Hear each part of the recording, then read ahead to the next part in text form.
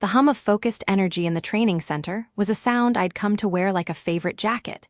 It was the buzz of potential, of minds being shaped and limits being tested. I stood at the observation window overlooking the simulation floor, watching a squad navigate a virtual urban engagement. My command. The word still sometimes felt like borrowed clothes, but the fit, after 8 years, was finally mine. Commander Rodriguez. I turned. A young man, his face still holding the softness of a teenager but his posture rigid with fresh discipline, stood at attention. His name tag read Miller, D. At ease, Private Miller, what can I do for you? He relaxed, but only slightly. Ma'am, I saw your name on the leadership board. I was wondering, he hesitated, his earnest eyes darting to the 2 silver bars on my collar, then back to my face. How does someone get to be where you are? A command position like this, I mean, so young. A faint, wry smile touched my lips. Young. At 32, I didn't feel particularly young. I felt like I'd packed 2 lifetimes into the last decade. His question, so innocently posed, was a key sliding into a lock I kept firmly shut. The memory didn't flood back, it was always there, a low-grade current beneath everything. Today, looking at David Miller's open, curious face, it simply rose to the surface, clear and sharp as the day it happened. It starts, I said, my voice quieter than I intended, with someone telling you that you don't belong. 8 years ago, the air in the recruiting command headquarters didn't hum. It stifled. It was the sterile, recycled air of bureaucracy, smelling of industrial cleaner and faintly of old paper. I was 24, my master's degree in organizational psychology from Georgetown, still a fresh watermark on my resume, the crisp linen of my interview blazer feeling like a costume of adulthood I wasn't sure I'd grown into yet. The waiting area was a study in institutional beige. I sat perfectly still, my portfolio balanced on my knees, rehearsing my talking points. I was here for a recruiting specialist position, a civilian role that leveraged my degree in assessing applicant potential and streamlining selection processes. It was perfect. It was the intersection of my academic passion and a desire for work that meant something beyond profit margins. My parents, who'd worked their entire lives so I could be the first to sit behind a desk in an air-conditioned building, thought I was aiming too low, too utilitarian. But I saw the architecture within the institution. I wanted to understand it, and maybe, just maybe, help rebuild some of its weaker corners. Ms. Rodriguez, Captain Sterling will see you now. The administrative specialist's smile was polite, impersonal. I followed her down a corridor lined with portraits of stern-faced officers, their medals frozen in time under glass. Captain Richard Sterling's office door was open. He stood as I entered, a man who looked carved from the same oak as his desk. He was 50, but carried an air of timeless authority, his hair a close-cropped silver, his posture so straight it seemed to defy the very chair behind him. "Have a seat," he said, his voice a neutral baritone. The interview began as they all do.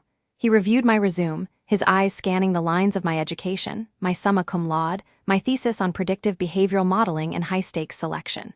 He asked standard questions about teamwork, challenges, goals.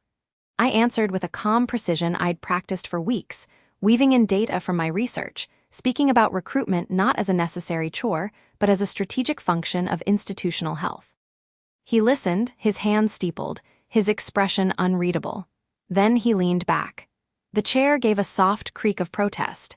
He picked up my resume again, holding it between his thumb and forefinger as if assessing its weight. "Impressive credentials, Ms. Rodriguez, truly." He paused, setting the paper down. His gaze settled on me, not unkindly, but with a detached sort of assessment, like he was examining a specimen of an unfamiliar species. "Georgetown, quite a leap from, let's see, the Bronx." The way he said it wasn't malicious. It was observational, a statement of fact, yet it landed with the subtle thud of a door being gently closed. "Thank you, sir. I believe my background gives me a unique perspective on candidate outreach and retention," I said, keeping my voice level, my hands folded in my lap to hide the sudden coolness in my fingers. "I'm sure it does," he said, nodding slowly. He looked from my resume to me, his eyes tracing a path that felt like it went from my carefully styled hair, over my pressed blazer, and down to my sensible heels. Then he leaned forward slightly and delivered the line with the soft, conclusive finality of a judge's gavel. It's just, we don't see many of your kind here. The air left the room. The institutional beige walls seemed to press inward. The words hung between us, simple, devastating, your kind. My mind, usually so quick to analyze, to deconstruct, went blank and white. Then it fractured into 100 frantic questions. My kind, Latina, woman, first-generation college graduate, someone from a zip code that didn't match his mental map of officer country. The sting was immediate, a hot flush creeping up my neck. But a deeper, colder instinct took over.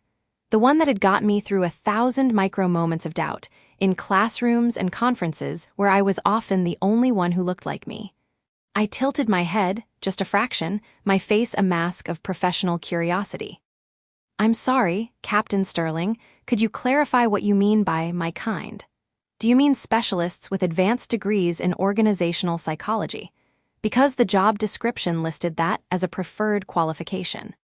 For a second, something flickered in his eyes, not anger but a faint surprise, as if a piece of furniture had spoken. He cleared his throat, waving a hand vaguely. Background, cultural fit. This is a specific environment, Ms. Rodriguez. We have a certain tradition, a way of doing things. I'm just thinking about sustainability. For you.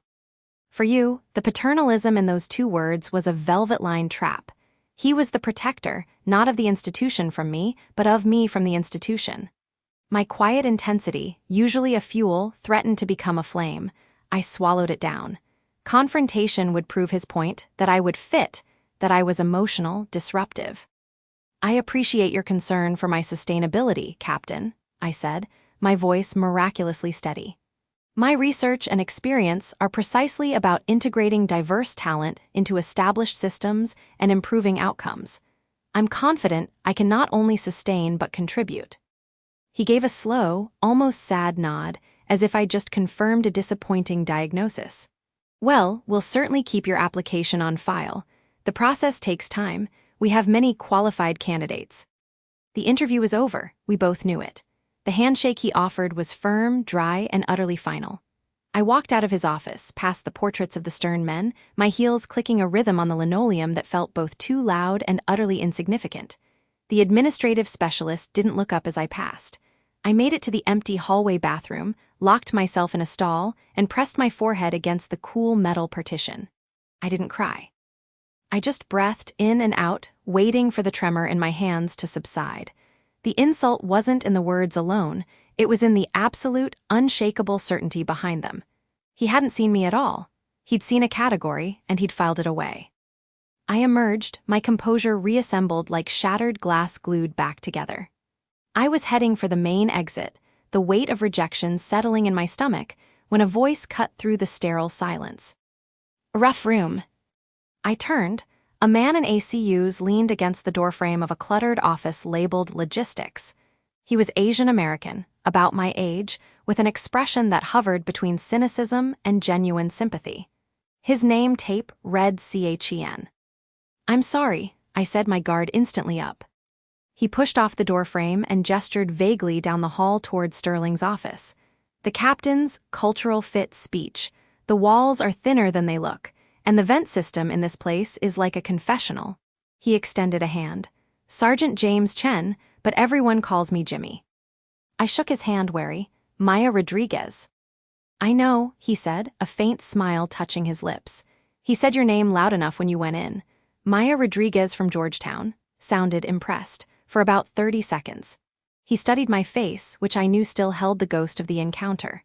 "Look, I'm about to grab a truly terrible cup of coffee from the canteen. Join me. It's marginally better than feeling like you've been hollowed out by a polite ice pick." I should have left, gone home to lick my wounds in private, but there was a directness in his offer, an unspoken recognition in his eyes that I hadn't seen all day. I nodded. Marginally better sounds like an upgrade. The canteen was a stark, fluorescent-lit room with formica tables. Jimmy brought over 2 mugs of a liquid that smelled vaguely of burnt toast and regret. He slid one to me. "So, you're kind," he said, blowing on his coffee. "Let me guess. He didn't mean overachieving millennials with student debt." I gave a short, humorless laugh. It was the "for your own good" tone that really sealed it. Jimmy nodded, taking a sip and wincing.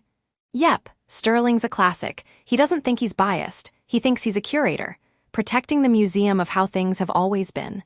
I've heard the "you're kind" line, though mine usually comes with questions about where I'm really from. Spoiler, it's New Jersey. The simple sharing of it, the normalization of the absurd hurt, took some of its power away. "What do you do here?" I asked. "Logistics. I move paperwork and people from point A to point B and try to inject some sanity into the supply chain. It's not glamorous, but it keeps the machine running. And it gives me a ringside seat to the Sterling show." He leaned forward. "Don't take it personally." "Well, take it personally because it is, but don't let it be definitive. He's a gatekeeper. One gatekeeper." "He's the gatekeeper for the job I wanted," I said, the bitterness seeping through. "The recruiting specialist gig?" Jimmy whistled softly. "Yeah, that's his pet project. He's been reviewing the candidate pool for 6 months. Translation, waiting for someone who looks like his nephew to apply." He saw the defeat on my face and his expression softened. "What was your play? Why this place?" I told him, haltingly at first, then with growing passion, about my thesis, about seeing recruitment as a data-driven ecosystem, about wanting to apply my research to something real. He listened, really listened, without the glazed-over look I sometimes got. "You know," he said when I finished, "there's an opening in the administrative pool. In the processing wing. It's data entry mostly. Filing recruit applications. Mind-numbing stuff." I stared at him. "You're suggesting I take a job entering data from forms after just getting a master's degree?" "I'm suggesting you get inside the castle," he said, his eyes sharp. "You want to change how they recruit, learn the system from the guts, see every form, every field, every piece of data they collect or don't collect. You'll have access to the intake pipeline.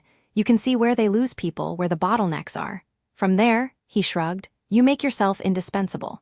You see a problem, you use that fancy degree of yours to build a solution. You don't ask for permission. You just start fixing things until they can't imagine running the place without you." I looked into my terrible coffee. The plan was insane. It was a demotion before I'd even started. It was swallowing my pride whole. But it was also a path. Sterling had seen a category, not capability. Jimmy was offering a way to force them to see the capability until the category blurred and vanished. Would I see him, Sterling? Oh, he wafts through the processing wing sometimes, likes to see the troops, thinks it's morale boosting. Jimmy's smile was all teeth. "You get to watch him from afar. Trust me, there's a certain power in that." I took the job. 2 weeks later, I was sitting at a gray, government-issue desk in a cavernous room full of identical gray desks. My world had shrunk to a computer screen and a stack of paper forms waiting to be digitized. Name, age, education, ASVAB scores. It was monotonous, soul-crushing work. My colleagues were a mix of career civil servants counting down to retirement and temporary workers who didn't look up from their screens. But Jimmy was right. I saw everything. I saw the patterns in the data fields. I saw where promising applications got stalled for missing trivial information. I saw the demographic data, or the lack thereof, and began, quietly, to build my own spreadsheets on my personal laptop during lunch breaks. And one afternoon, I saw him, Captain Sterling, doing his paternalistic stroll through the ranks. He moved slowly, sometimes pausing to ask a generic question, bestowing a nod like a blessing. He didn't look at the workers as individuals, but as parts of a functioning whole he commanded. His gaze swept over my desk, over me, and moved on without a flicker of recognition. I was part of the furniture now, invisible. I didn't look away. I let my fingers pause over the keyboard. I watched him, this man who had so easily dismissed my future with a single phrase. The quiet intensity inside me, which he had mistaken for something that would break, hardened into a different shape. It became a cold, clear flame of determination. He didn't see me now. Fine, I would make him see, not through a protest, not through a complaint, but through the one thing he couldn't argue with, undeniable, excellent, indispensable work. I would learn this system until I knew its weaknesses better than its architects. I would build my case not on emotion, but on data, on proof. The fire in my chest wasn't anger anymore. It was purpose. I turned back to my screen, to the endless stream of names and numbers, and I began to really see them. Not as data points, but as stories waiting to be unlocked. My story was just beginning, hidden in plain sight, right under Captain Sterling's nose. I typed in another name, my resolve settling into my bones as solid and unyielding as the desk beneath my hands. The fluorescent lights in the recruiting office had a particular, persistent hum, a sound that had become the soundtrack to my first year. I'd learned to filter it out, along with the scent of stale coffee and industrial cleaner. My official title was Administrative Specialist, a civilian role that involved processing paperwork, scheduling interviews, and managing the endless flow of forms that kept the machinery of recruitment churning. It was meticulous, often tedious work. But I'd found my own quiet way to excel. My desk was in a corner, a modest fortress of efficiency. I'd reorganized the filing system for candidate preliminary interviews, creating a simple color coding method that cut retrieval time in half. I'd started, very informally, tracking the reasons candidates gave for withdrawing their applications before the physical exam stage. It wasn't my job. But with my Master's in organizational psychology, I couldn't help but see the office itself as a living case study, a system of people and processes, some of them quietly broken. Captain Sterling ran the command with the orderly, distant demeanor of a man who believed the system, as it stood, was fundamentally sound. He acknowledged my work with a curt nod or a good initiative, Rodriguez. It was praise, I supposed, but it felt like the acknowledgement you'd give a reliable appliance. He never used my first name. Jimmy Chen, the logistics sergeant whose desk was adjacent to mine, was the only one who did. "You're overthinking the coffee rotation again, Maya," he said one Tuesday afternoon, leaning over the partition. His tone was light, but his eyes were sharp. He'd noticed my latest unofficial project, a sign-up sheet for brewing a fresh pot. Morale, I'd reasoned, started with small, shared courtesies.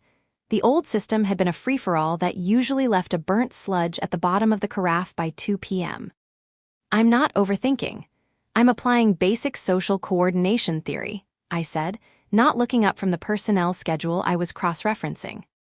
Jimmy snorted. "Right, and Sterling thinks you're just being helpful. Keep it that way. The less he thinks you're trying to change things, the more you can actually change." That was Jimmy's wisdom.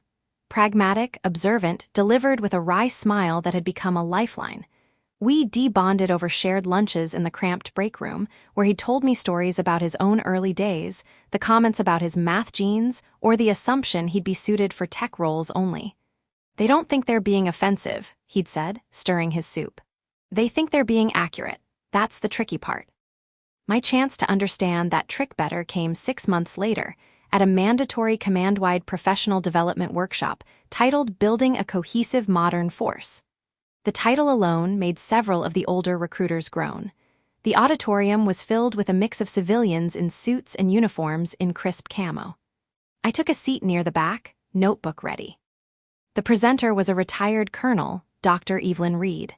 She walked to the podium with a posture that was both elegant and utterly commanding, a woman in her early 60s with close-cropped silver hair and eyes that seemed to miss nothing.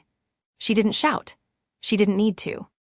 Her voice, clear and modulated, carried to the corners of the room as she spoke not about quotas or sensitivity training, but about demography, about national security in a changing nation, about the strategic imperative of tapping into the entire talent pool. It was data-driven, historical, and devastatingly logical. She spoke of the integration of the armed forces not as a social experiment, but as a military necessity. She cited studies on unit effectiveness in diverse teams. She was speaking my language, but with a weight of experience I could only aspire to. I scribbled notes furiously. During the Q&A, a senior master sergeant from another branch stood up, his arms crossed. "With all due respect, ma'am," he began, his voice a low rumble of skepticism. "All this talk of broadening the profile, doesn't it risk diluting standards? The traditional profile exists for a reason. It works." A hush fell. Dr. Reed didn't smile, but a faint, knowing glint appeared in her eyes. "Master Sergeant, a standard that only selects from a portion of the population, is, by definition, not a high standard. It is a limited one. Your job is to find the best. If your idea of best only comes in one package, you are, statistically and strategically, leaving better candidates on the table. You are accepting mediocrity from a familiar source over excellence from an unfamiliar one." The sergeant sat down, his face unreadable. Sterling, sitting in the front row, gave a slow, thoughtful nod. It was the kind of argument that could reach him, framed not as fairness but as performance, as waste versus efficiency. After the workshop ended, I lingered, gathering my things slowly, hoping for a moment. As the crowd thinned, Dr. Reed collected her papers at the podium. I summoned every ounce of courage I had and approached. "Dr. Reed, thank you for your presentation. It was illuminating." She looked up, her gaze assessing. "Thank you. You were in the back row taking notes. You're not a recruiter." "No, ma'am. Civilian admin, Maya Rodriguez. A student of organizational psychology, if I read your focus correctly." I blinked, startled. "Yes, Georgetown." A small, genuine smile touched her lips. "I know the program. Good." She slipped her papers into a leather briefcase. The most effective change in an institution like this one rarely happens at the podium. It happens in the quiet corners with data in hand. Remember that. It was a dismissal, but it was also an invitation. It was code. I decoded it as I walked back to my desk. "I see you. The work is elsewhere." I found that elsewhere through a formal mentorship program I applied for a month later, listing Dr. Reed as my requested mentor. To my shock, she accepted. Our first official meeting was in a quiet conference room at a base library. She wore a simple but impeccably tailored dress, her colonel's insignia pinned to her lapel. "Tell me, Maya," she began without preamble, "what is the problem you see in your recruiting command? Not the symptom, the root." I took a breath. It's a narrowing, a definition of the ideal candidate that is based on a prototype that excludes people who don't match it, even if they're more qualified. It's not malice, it's a cultural habit. She nodded slowly. "A habit defended as tradition. You will not break a habit by calling it wrong. You must make it obsolete, or make continuing it more painful than changing it." She leaned forward. "Your weapon is your expertise, your psychology, your data. Sterling is a career man, he respects results. He is not a villain, he is a symptom. To treat a symptom, you must understand its function. What function does his narrowing serve for him?" I thought, it reduces uncertainty. It feels safer. It confirms his worldview. "Exactly, so you must make his worldview include you, not as an exception but as an asset so valuable he cannot afford to exclude it." She tapped the table with a manicured finger. "You want a promotion. The junior recruiter trainer position will be opening next quarter. Sterling will be on the panel. He will tell you that you lack field recruiting experience. He will believe it is a simple, factual objection. What will you do?" "I'll have to find a way to make that experience irrelevant to the specific requirements of the trainer role," I said, the gears turning. "Or better, demonstrate that my skills bring something more valuable than field experience." "How?" "Data," I said, the idea crystallizing. "A systematic analysis of recruiter performance, candidate conversion rates, attrition predictors. A pilot project for a new analytics system. He can't ignore data. It's his language, too." Dr. Reed's smile was like a sunrise, slow and full of warmth. "Now you are thinking tactically. Begin building your case. Document everything, not grievances, patterns, numbers, quietly." For the next year, that's what I did. I worked my admin job with flawless precision. I helped Jimmy streamline his logistics reports, which earned him praise he made sure to share with Sterling, giving me indirect credit. I cultivated relationships with the recruiters, asking them about their challenges, listening. And in the evenings, in my small apartment, I built the framework for what I called the Candidate Performance Analytics Model, or CPAM. It was a system to track a candidate from first contact through basic training, correlating recruiter approach, candidate background, and long-term success metrics. It was my thesis made operational. When the promotion posting for junior recruiter trainer went up, I applied. Jimmy helped me polish my military jargon. Dr. Reed reviewed my proposal for the CPAM pilot. "Lead with this," she advised. "Frame it as an efficiency tool, a force multiplier. Let him see the bottom line." The promotion panel was held in the main conference room. It felt 10 degrees colder than the rest of the building. Captain Sterling sat in the center, flanked by a major from personnel and a stern-faced senior chief from the enlisted side. I wore my best suit, my hair pulled back in a severe knot, my portfolio containing my proposal, my performance reviews, and 3 years of my unofficial process improvements. The questions were standard at first: experience, leadership philosophy, handling conflict. Then Sterling leaned forward, his hands clasped on the table. "Ms. Rodriguez, your record here is exemplary. Your administrative work is top-notch." The but hung in the air before he said it. "However, this trainer role requires practical, hands-on experience in field recruitment. You have never been a recruiter. You've never closed a candidate on a high school campus or at a community event. How can you train others to do what you haven't done yourself?" It was the question we'd anticipated. I felt my pulse in my throat, but my voice was steady. "Captain, you're correct. I lack direct field recruitment experience. But the trainer role's core function is to improve recruiter effectiveness and consistency. My expertise is in understanding and optimizing human systems and decision-making. I've prepared a proposal for a pilot project that addresses a gap I've observed. We have abundant data, but no systematic way to use it to improve recruiter performance or predict candidate success." I opened my portfolio and slid copies of the proposal toward each panel member.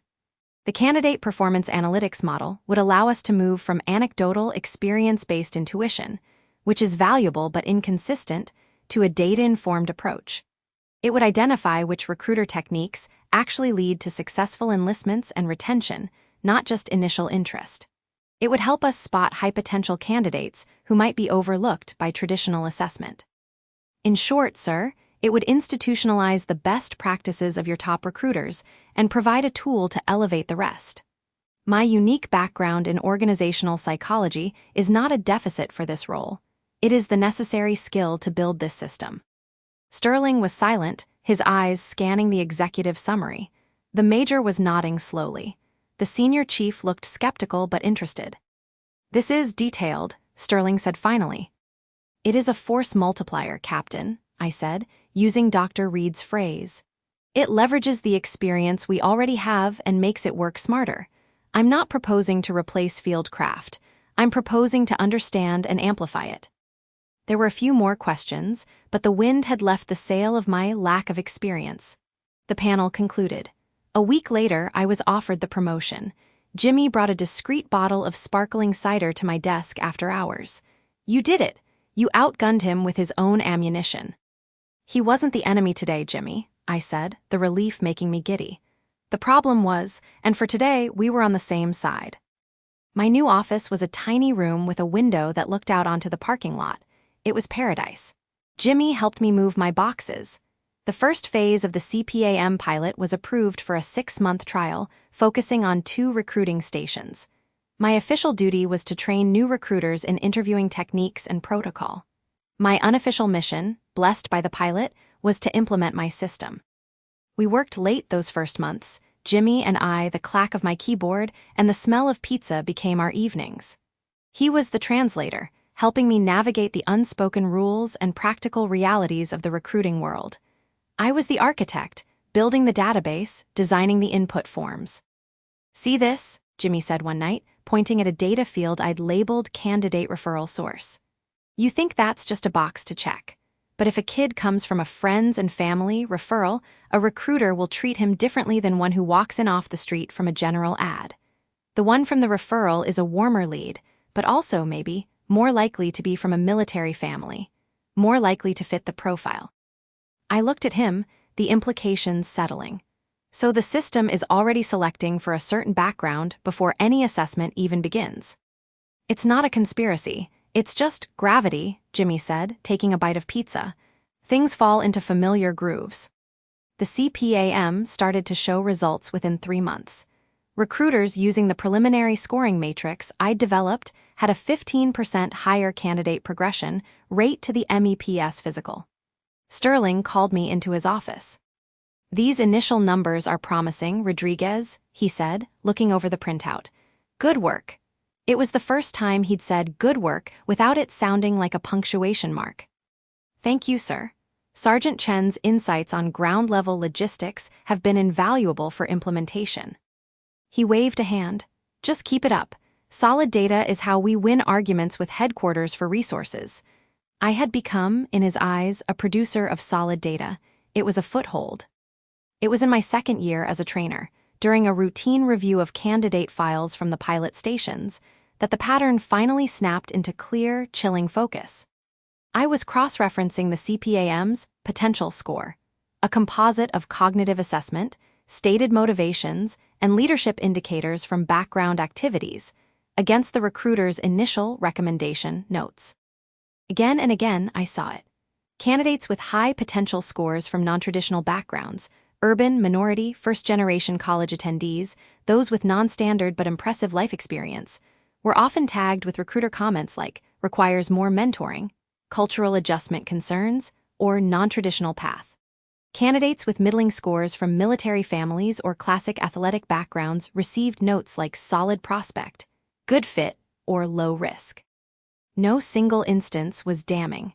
Each recruiter note could be defended as professional judgment, but the aggregate was a map of bias, a river of assumption diverting talent into different channels.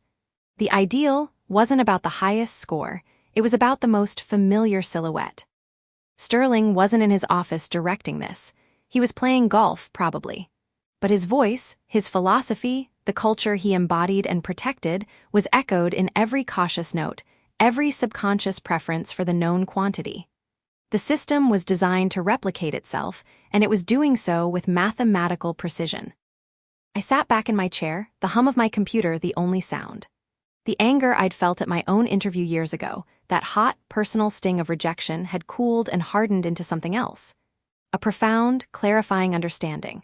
This wasn't about Captain Sterling not liking me. It was about a machine that was wired to see people like me, like Jimmy, like so many others, as a variation, a deviation, a risk to be managed rather than a potential to be maximized. My goal, which had been to prove I belonged, to earn that promotion, to show my worth, shifted. It didn't just shift, it crystallized. The goal was no longer to prove myself to the machine. The goal was to rewire the machine. I closed the data file. I looked at the framed photo on my desk. A younger me in my Georgetown cap and gown, my parents beaming beside me, their faces a mix of pride and bewildered joy. I thought of Dr. Reed's words, "You must make it obsolete." I had my data, I had my position, I had my mentor, and I had in Sergeant James Chen a friend who knew exactly which wires to touch. The quiet work was over. The real work was just beginning. The silence in the conference room felt heavier than any I'd known, thick with the dust of old arguments and the ozone scent of brewing conflict. 2 years of quiet, meticulous work had led to this polished mahogany table. My pilot project, expanded from a single office to a regional test group, had produced numbers so clean and compelling they couldn't be ignored. A 32% increase in qualified applicant flow, with retention rates up 15 points in the first year of service. The data was my armor, and today I needed every piece of it. I was 31, no longer an administrative specialist but a senior trainer in recruiting operations. The promotion had come a year ago, a direct result of the pilot's success. I wore my service dress uniform, the sharp creases and polished brass a deliberate declaration. I was not here as support staff. I was here as the lead analyst for the Command Diversity Review Committee. The news report had broken 6 weeks ago, a damning piece by an investigative journalist comparing our command's demographic intake to national population data. The disparities were stark, embarrassing, and had reached the desk of a 4-star general. The mandate for a top-to-bottom review came down like a thunderclap. Dr. Evelyn Reed, summoned from her well-earned retirement as a consultant, had insisted I be placed at the helm of the data team. And Captain Richard Sterling, now 57 and with his retirement paperwork somewhere in the pipeline, had been assigned to the committee to provide, as the memo stated, the continuity of traditional recruiting perspective. He sat across from me now, his posture rigid, his face a careful mask of dutiful neutrality. But I saw the tension in his jaw, the way his eyes skimmed over my briefing packet without truly seeing it. He believed this entire exercise was political theater, a pandering to trendy notions that would dilute what he called the essential character of the service. Dr. Reed, elegant in a tailored civilian suit, sat to my right. She gave me a slight, almost imperceptible nod. Steady. The commanding officer of the recruiting command, Colonel Briggs, a man with a reputation for being data-driven but risk-averse, called the meeting to order. "We all know why we're here," he began, his voice gravelly. "The reputation of this command is on the line. Our job is to diagnose the problem and prescribe the cure. Captain Sterling, you've reviewed the initial findings from the data team. Your thoughts? Sterling cleared his throat, leaning forward. Sir, with respect, I think we're diagnosing a problem that doesn't exist in the way it's being presented. Our standards are clear. We recruit for aptitude, discipline, and character. These metrics, he said, gesturing dismissively at my charts, they measure inputs, not outcomes. Focusing on them risks lowering our standards just to hit a quota. I've seen it happen in other branches. It weakens the fabric. It was the same argument, polished over decades. Tradition as a shield, standards as a wall. Colonel Briggs turned to me. Senior Trainer Rodriguez, response. I took a breath, feeling the cool, smooth surface of the table under my fingertips. Captain Sterling speaks of standards, sir. I agree they are paramount. My analysis does not suggest changing a single aptitude or physical fitness standard. I tapped my tablet, and the first chart flashed on the large screen, a flowchart of the recruiting process from first contact to enlistment. It examines the funnels through which candidates must pass before they ever get a chance to be measured against those standards. Sterling shifted. The process is the process, it's proven. With permission, sir, I'd like to walk the committee through what the data shows a proven process actually yields, I said, my voice calm, devoid of the heat bubbling in my chest. This was not anger. It was the cold fury of truth held too long in silence. I advanced to the next slide. It showed two parallel tracks. This is an analysis of first point-of-contact interactions, coded by recruiter and demographic data of the candidate. Over a 3-year sample, candidates from certain zip codes, urban, higher minority population, are 40% more likely to be initially steered toward support roles, regardless of their stated interest or tested aptitudes from the pre-screening. The language used in initial interviews shows a statistically significant variance. Words like combat, leadership, elite are associated with one track. Words like stable, technical, supportive are associated with the other. A major from personnel shifted uncomfortably. Sterling's face was beginning to flush. Subjective interpretation, he muttered. I have 500 anonymized interview transcripts that suggest otherwise, I said flatly. But let's move to a more concrete filter. I brought up a new chart. The command relies heavily on referrals from existing members and JROTC programs in select high schools. A virtuous cycle, as Captain Sterling has often noted. However, mapping those referral sources and JROTC locations against demographic maps shows they are overwhelmingly concentrated in suburban and rural, predominantly white areas. We are not fishing in the entire pond. We are fishing in one familiar corner, then wondering why the catch isn't diverse. Those are our best sources for quality candidates, Sterling interjected, his control slipping. They are a source, Dr. Reed said, her voice a quiet, authoritative counterpoint. The data suggests they are not the only source for quality, merely the most convenient. I could feel the room's energy shifting. The other committee members, initially wary, were now leaning in, studying the charts. The numbers were too clear, the correlations too strong to dismiss as coincidence. The most critical finding, I continued, my gaze locking with Sterling S., is in the discretionary veto stage, the point where a recruiter can recommend a candidate not proceed based on intangibles or gut feeling. I brought up the damning slide, a simple bar graph. Candidates who ultimately pass all academic and physical tests, but who are vetoed at this stage, are disproportionately likely to be from non-traditional backgrounds, first-generation college attendees, non-native English speakers, or from lower socioeconomic strata. The stated reasons are vague, not a team fit, questionable attitude, lack of maturity. When these vetoed candidates are tracked, and I did, through follow-up surveys and public records, a significant percentage go on to enroll in and succeed in other competitive programs, other service branches, ROTC scholarships, college honors programs. The room was utterly still. Colonel Briggs's expression was grim. Sterling found his voice, but it was strained, defensive. This is an accusation of bad faith against dedicated recruiters. A gut feeling is born of experience. You can't quantify character. But we can quantify patterns, I said, my tone finally gaining an edge. And when a pattern emerges that consistently filters out one type of candidate while letting through another, with no correlation to ultimate success metrics, we are not measuring character. We are measuring comfort. We are recruiting in our own image. I advanced to the final slide. It was not a chart. It was a simple, anonymized list. Case 17, I read aloud. High school valedictorian, student body president, scored in the 99th percentile on the ASVAB. Recruiter notes, seemed arrogant, not sure he'd take orders well. Vetoed. He's now a second-year medical student at Johns Hopkins on an Air Force scholarship. Sterling looked down at the table. Case 44, female candidate, perfect PFT scores, Eagle Scout equivalent in an explorer's program, wanted infantry. Recruiter notes, physical concerns for long-term durability in that role, suggested medical services. She enlisted in the Marine Corps the following month. She's now a squad leader. I could see the muscles in his neck cord tight. Case 88. Candidate from a migrant farming family, fluent in 3 languages, exceptional spatial aptitude scores. Recruiter notes, limited cultural familiarity with U.S. institutions, might struggle to adapt. Vetoed. He's a rising software engineer at a defense contractor working on satellite systems. I let the silence hang. I wasn't attacking him.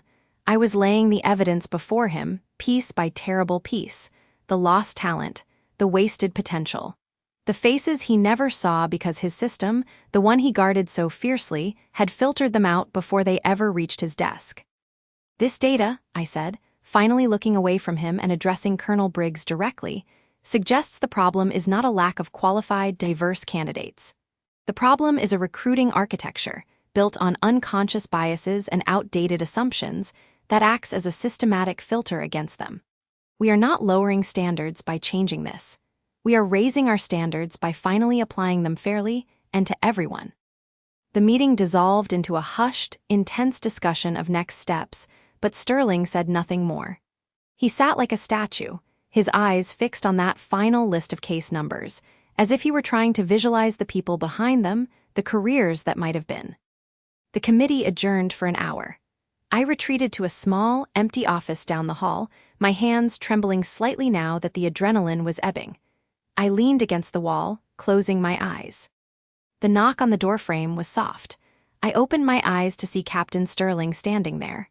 He looked older than he had an hour ago, the lines on his face deeper, the authority in his posture drained away. He didn't enter fully, just stood in the threshold, a man marooned between 2 worlds.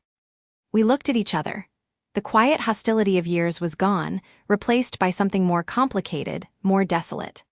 He spoke first, his voice rough. Those cases, the ones you listed. I waited.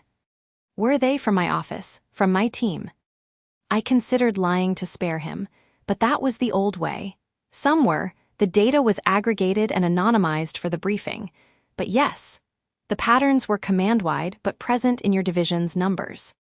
He absorbed this, looking down at his highly shined shoes. The question he asked next wasn't defensive. It was hollow, genuinely confused. It was the question at the heart of every well-intentioned, damaging bias. How, he said, finally meeting my eyes, how was I supposed to know? There was no malice in it, just a profound, bewildered ignorance. He had truly believed he was guarding the gate, upholding a sacred trust. The idea that the gate itself was built to the wrong dimensions had never occurred to him. The heat in my chest cooled entirely, leaving something like pity but not forgiveness. Not yet. You weren't, I said, my voice quiet but firm. Not unless you chose to look. The system worked for you, Captain. It confirmed what you already believed. You were never meant to see its failures. That's the definition of privilege. You don't have to see the walls because they were never built to contain you. He flinched at the word. Privilege. To him, it was an accusation of laziness, not an observation of structure. I never told anyone to turn away a good candidate. I know, I said. Intent isn't the magic bullet. Impact is. Your intent was to uphold quality. The impact of the system you championed was to exclude a specific kind of quality you didn't recognize. That's what the data shows. He nodded slowly, a man trying to fit a new, ugly key into the lock of his life's work. It didn't turn. What do we do now? We build a better system, I said. One where the gut feeling gets a second opinion from a data point. One where we fish in the whole pond. He didn't reply. He just turned and walked slowly down the hall, a silhouette receding into the old way of doing things. The formal job offer came a week later. Colonel Briggs called me into his office. Dr. Reed was already there, a small smile playing on her lips. The review's primary recommendation is being adopted, Briggs said without preamble. We're creating a new headquarters-level position, Recruiter Training Commander. It's an O4 slot. You'd be responsible for the complete overhaul of all recruiting curricula, training materials, and competency assessments. You'd report directly to me. He pushed a folder across his desk. The selection panel was unanimous. The job is yours, Major Rodriguez, if you want it. Major, the rank, the title, the scope of it, it was everything I had worked for, the vindication I had craved since that first, dismissive interview 8 years ago. I thought of Sterling's lost candidates, of Jimmy's wry jokes about math genes, of my own quiet years at the filing cabinet. This was the lever. I want it, sir, I said, my voice steady, on one condition. His eyebrow rose, which is? A free hand. For the initial 3-year implementation cycle, I need the authority to design, pilot, and mandate the new programs without a traditional committee review at each stage. I'll provide monthly data briefings, but the old system cannot be the gatekeeper for the new one. It's a conflict of interest. Colonel Briggs looked at Dr. Reed, who gave a nearly imperceptible nod. Agreed, he said. You'll have your mandate, don't make me regret it. The data will speak for itself, sir. Later that evening, I sat with Dr. Reed in the quiet of a downtown restaurant, a rare celebration. Jimmy Chen had joined us, raising a glass. To the new boss, he grinned, just don't make us do any more role-playing exercises where I have to be the sensitive recruiter. It cramps my style. I laughed, the tension of the past months finally easing. After Jimmy left, promising to help me build my new team, Dr. Reed and I lingered over coffee. You were magnificent in there, she said, her eyes sharp and approving. You used his own language, his own reverence for the institution. You didn't just win the argument. You changed the terms of the debate. It doesn't feel like a win, I admitted, thinking of Sterling's shattered expression. It just feels necessary. That's because it was, she said. Remember, Maya, what you're about to undertake. Changing the manual, writing new protocols, designing new training modules, that's the easy part. It's administrative. What you've been tasked with is changing minds. And that, she said, sipping her coffee, is the real command. It's messy. It's slow. It's often thankless. You will have Sterling's ghost in every classroom, in every resistant stare from a recruiter who's been doing it his way for 20 years. You must lead them to a place they don't yet know they need to go. Any advice on how to do that? You already know. You've been doing it for years. You listen, you observe, you collect the data. And then when the moment is right, you show them the mirror. Not to shame them, to show them they can be better. She reached across the table, placing her hand over mine. Her skin was cool, her grip strong. The torch is passed, Major. Don't just carry the light. Use it to start a fire. I walked home through the crisp night air, the stars sharp pinpricks in the velvet sky. I thought of the new recruits who would come through the pipeline now, under protocols I hadn't yet written. I thought of a young farm kid from Iowa, earnest and open, who might now sit in a classroom next to a kid from the Bronx, both learning the same language of service. I thought of the weight of the new oak leaf cluster I would soon pin on my uniform. The victory was real, the promotion was real, but Dr. Reed was right. The real work, the command of minds and hearts, was just beginning. The data had won the battle. Now I had to win the war. And for the first time, I had the authority, the platform, and the unshakable conviction to do it. The silence in my office felt different after the story. It wasn't the heavy quiet of memory, but the full, charged stillness that follows a truth told. Private Miller hadn't moved from his chair, his young face a landscape of thought. I watched him process it all, the insult, the data, the committee, the long push for change. He was connecting the dots between the woman who sat before him, now in the commander's uniform, and the 24-year-old graduate who'd been told she didn't have the right kind of face. So the general's review, he finally said, his voice careful. After the news story, that was the turning point. The lever, I corrected gently, leaning back in my chair. The turning point came later. The review gave us the authority to implement the new protocols command-wide, but the real change was in the people who chose to use that authority. He nodded slowly, his eyes drifting to the framed citation on my wall, the one for the Rodriguez-Chen Recruiter Diversity Initiative. What do you look for now, Commander? In a recruiter, I mean, if it's not the old standard. I smiled. It was the perfect question. Come to the new recruiter orientation tomorrow morning, 900 hours, you'll see. The next morning, the main auditorium hummed with a different energy than it had 8 years ago. The air smelled of fresh coffee and new wool, not old polish and resignation. 50 faces looked back at me from the tiers of seats, a mosaic of ages, ethnicities, and backgrounds I had once only dreamed of seeing in this room. I stood at the podium, my notes unnecessary. Welcome, I began, my voice carrying easily in the space. You are here because you have shown exceptional potential for one of the most critical roles in our institution, finding the next generation of talent. For the next 6 weeks, you will be immersed in a curriculum built on a single principle. Potential is universal, but opportunity is not.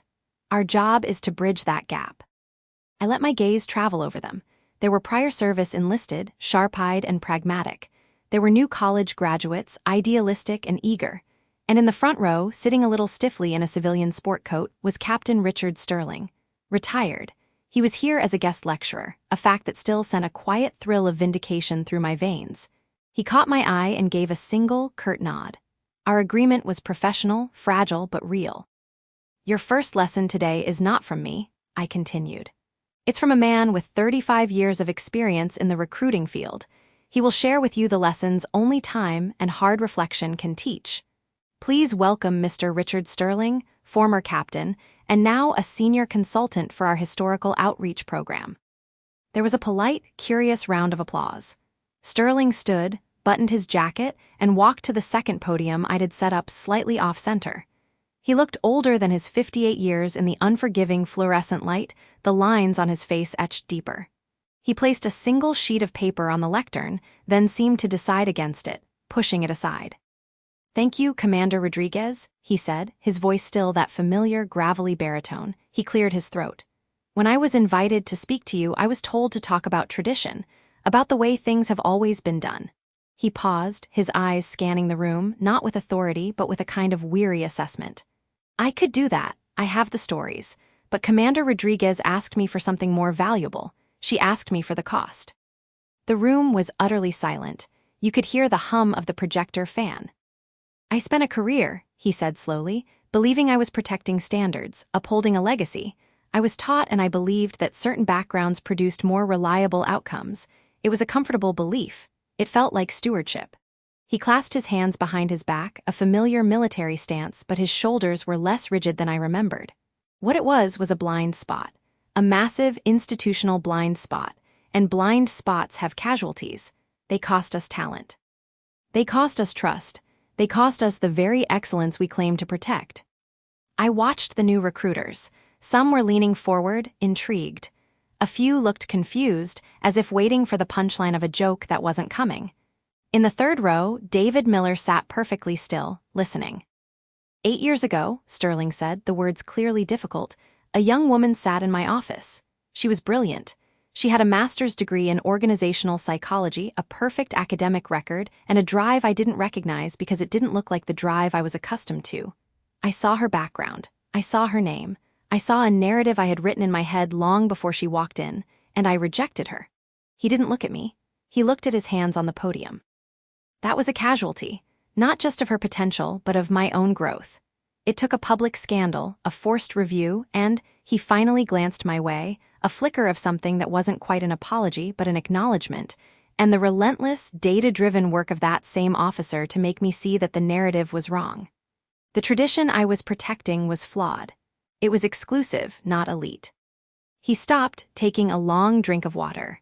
The room remained quiet, but the quality of the silence had shifted from polite attention to rapt absorption. So my lesson for you, he said, his voice firmer now, is this: your greatest enemy in this job won't be quotas or long hours or difficult prospects. It will be your own unexamined assumptions. You have a commander now who has built tools to help you examine them. Use them. Interrogate your instincts. because the cost of getting it wrong is no longer just a missed quota on a spreadsheet. It's a story someone like me will have to tell a room like this, years later, as a warning. He finished, and for a moment there was no sound. Then, from the third row, a hand went up. David Miller. "Mr. Sterling," David said, his Iowa accent soft but clear. "You said it took a scandal to make things change. What do you do until the scandal happens? If you're in a system that doesn't see the blind spot yet?" Sterling blinked, taken aback by the directness and the profound simplicity of the question. He looked at the young man, really looked at him, and I saw a flicker of the old captain, the assessor. But the assessment seemed to turn inward. "You find your evidence, son," he said, his voice low. "You document your case, and you find one person with the courage to listen. Sometimes," he said, and this time he did look at me, a look of complex, hard-won respect, "that person has to become the one in charge to make the listening mandatory." The session ended not long after. The recruiters filed out, buzzing with conversation. Sterling gathered his single, unused sheet of paper and walked toward me. "That was honest," I said. "Thank you." He shrugged, a shadow of his old, dismissive gesture, but it lacked its former edge. "You asked for honesty, they deserved it." He hesitated. "The Miller kid, sharp, asks the right questions." "He's one of the reasons we do this," I said. Sterling nodded, looking around the now empty auditorium, the place where his worldview had once been the default setting. "It's a different command, Rodriguez." "It is," I agreed. "A better one," he said, the words so quiet I almost didn't hear them. He didn't wait for a response, just turned and walked out, a retired man in a room full of a future he'd once tried to prevent. Later that evening, I found Jimmy Chen at our usual spot, a quiet bar a few blocks from base that made a decent old-fashioned. He was already there, 2 glasses on the table, reading something on his phone. "Heard Sterling's talk was a showstopper," he said without looking up. "The newbies are calling it the Sterling Confession. Has a nice ring, very dramatic." I slid into the booth across from him, laughing. News travels fast. "I have my sources," he said, putting his phone down and pushing one of the glasses toward me. Mostly a very earnest farm kid from Iowa who was practically vibrating with existential questions about institutional bias. "David Miller found you." He found the logistics office looking for a map of the nearest bookstore, wanted to read up on organizational psychology. "I think you broke him, Rodriguez, in a good way." He took a sip, his eyes crinkling. "So, how did it feel, having him up there, eating his humble pie on your stage?" I swirled the ice in my glass, considering. It didn't feel like victory, not like I thought it would. It just felt necessary, like a correction in the record. Jimmy nodded. "That's because you're not the angry outsider anymore. You're the establishment, Maya. You built the new establishment." I raised an eyebrow at him. "Is that your professional assessment, Sergeant Chen?" "It's my 'I've watched you for 8 years' assessment," he said, his tone softening. "Remember when we used to meet here after those awful staff meetings with Sterling? You'd be fuming, plotting data revolutions. Now you're the one running the staff meetings. You're the one shaping the doctrine. It's weird. And kind of awesome." "It is weird," I admitted, taking a drink. The smooth burn of the whiskey was a familiar comfort. Sometimes I walk into that auditorium and I have a full-body memory of sitting in the back row, taking notes, feeling completely invisible. Now I'm at the podium. The institution it's in my hands. Evelyn's words, not mine, and it's heavy. "It's supposed to be heavy," Jimmy said. "If it's light, you're not holding enough of it." He toasted me to not being the angry outsider anymore. "To building a new establishment," I clinked his glass, "that leaves the door open behind it." The following afternoon, I drove to the quiet, tree-lined neighborhood where Dr. Evelyn Reed lived. Her home was a testament to a life of service, orderly, elegant, filled with books and artifacts from a career that spanned continents. She was waiting for me on her sun porch, a tea service laid out on a low table between 2 wicker chairs. She looked, as always, impeccably put together, but there was a new ease about her, a lightness I hadn't seen before. "Maya," she said, smiling, "come sit, the tea is just brewed." "You're looking well, Colonel," I said, taking the seat across from her. "Retirement agrees with me," she said, pouring the tea with steady hands. "The final, permanent kind of retirement, no more consulting, No more committees, just my garden and my books and my grandchildren. She handed me a cup. And the profound satisfaction of watching my best pupil take the reins. I'm not sure I'm ready for you to be fully retired, I confessed, the words feeling small. Your counsel. My counsel is now embedded in the curriculum you wrote, she said, cutting me off gently but firmly. In the data protocols you instituted, in the very fact that a Richard Sterling can stand in front of a new generation and speak of blind spots. You don't need my counsel anymore, Maya. You have internalized it. That was always the goal. I looked down at the delicate china, the steam rising in a thin curl. It was your fight long before it was mine. I followed the path you cleared. You did more than follow, she said, her voice rich with conviction. You widened it, you paved it, you put up signs and made it the main highway. What I did was guerrilla warfare, small victories, strategic retreats, carving out spaces where people like us could breathe.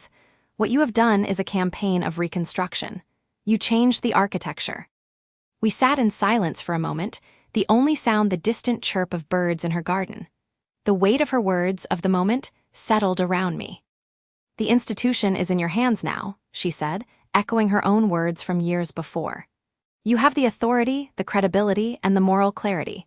Use all three. Protect the change. Institutionalize it so deeply that the next person who tries to revert will find it easier to build something new than to tear yours down. That's the plan, I said, my throat tight.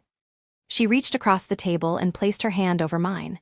Her skin was cool, her grip strong. I am not passing you a torch, Maya. You built your own forge and lit your own flame. I am simply stepping back to admire the light. It is blinding. 2 days later, I stood again at the front of the auditorium. This was not the orientation, but the official commencement of the 6-week training pipeline. The air crackled with first-day intensity. 50 recruiters, the same cohort from Sterling's talk, sat with fresh notebooks and open tablets. In the third row, David Miller sat beside a young woman from Detroit and a prior service Marine from San Diego. The room was a living, breathing manifestation of the data points I had once used as weapons. I looked out at them, my kind of command. Not a monolith but a mosaic, not an echo but a chorus. Good morning, I began. Over the next 6 weeks, you will learn about predictive analytics, behavioral interviewing, community engagement, and ethical persuasion. You will become experts in our systems. But today, before any of that, we begin with our foundational lesson. It is not about technique. It is about perspective. I clicked a remote, and the screen behind me remained dark. I wanted no slides, no data, just the story. 8 years ago, I sat where you sit now. I was a candidate. I had just finished a master's degree in organizational psychology. I had studied how institutions work, how people fit into them, and how they change. I believed I had something to offer. I paused, letting the memory surface not as a wound, but as a fossil, a preserved record of a past ecosystem. My first interview in this command lasted 7 minutes. The officer who saw me took one look at my file, at my face, and decided I did not have the right background, the right composition for this work. He told me I wouldn't relate to the typical recruit. He rejected me. A ripple went through the room. I saw David Miller nod slowly, his own experience with my story now filtering through this new context. That moment, I continued, that rejection is where this curriculum was born. Not in bitterness, but in a question. What if he was wrong? Not just about me, but about the typical recruit. What if our understanding of potential was catastrophically narrow? What if we were missing the best people because we had defined best by a template that was outdated, exclusive, and ultimately self-defeating? I walked out from behind the podium, closer to them. So we tested it. We gathered data, not anecdotes, not traditions, but cold, hard numbers. We ran pilot programs. We faced resistance. We used that resistance as a refining fire. And we proved unequivocally that the officer was wrong. Not just about me, but about the very nature of talent and potential. The program we built from that proof, the program you are now a part of, has increased the quality and diversity of our recruiting classes by over 40%. It has improved retention. It has made us stronger. I could see them leaning in, the prior service Marines with their arms crossed, the new graduates with pens poised, all of them listening. The officer who rejected me, I said, my voice clear in the quiet room, retired last year. He now works as a consultant for this program. He stood where I am standing just a few days ago and spoke to you about the cost of blind spots. I let that hang, let the symmetry of it sink in. That is how institutions change, not by erasing the past, but by learning from it, not by casting out the people who were wrong, but by inviting them to help build what's right. Our past, our failures, our blind spots, they are not secrets to be hidden. They are lessons to be integrated. I looked at David, at the young woman from Detroit, at the grizzled Marine, at all 50 faces that represented the future I had fought for. So this is your first lesson, the foundation of everything that follows, I said, my eyes meeting as many of theirs as I could. Our job isn't to find people who look like they already belong here. Our job is to see the potential in those we've been taught not to see. I let the words sit in the silence. There was no dramatic applause, just a deep collective absorption. I saw backs straighten. I saw nods of understanding. I saw, in David Miller's earnest face, a dawning sense of purpose that mirrored my own from so long ago, but born into a better world, a world he would now help build. Now, I said, clicking the remote. The screen lit up with the first slide. Module 1, Deconstructing Bias, the Data of First Impressions. Let's begin.